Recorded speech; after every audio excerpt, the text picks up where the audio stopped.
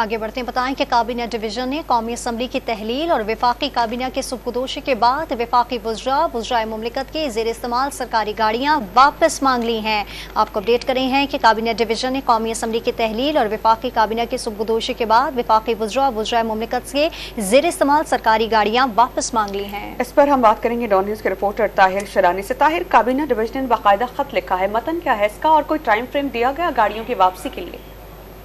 देखें, क्योंकि जो गुज़श्ता हुकूमत थी तो वज़ीर-ए-आज़म की 83 रुकनी वफाकी काबीना थी,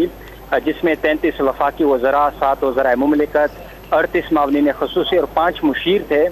तो उनकी जो ज़ेर इस्तेमाल सरकारी गाड़ियाँ थी जो काबीना डिवीजन की जानिब से फराहम की गई थी, क्योंकि अब कौमी असम्बली तहलील हो चुकी है, वफाकी काबीना गुज़श्ता रोज़ सुबुकदोश किया गया, तो उसके बाद काबीना डिवीजन ने तमाम वफाकी वजारतों और डिवीजन को खत लिखा, जिसमें ये कहा गया कि फौरी तौर पर जो वफाकी वज़रा, वज़राए मुमलिकत, मुशीरों और मामलों ख़ुसूसी की ज़ेर इस्तेमाल सरकारी गाड़ियाँ थी वो काबीना डिवीजन को वापस की जाए,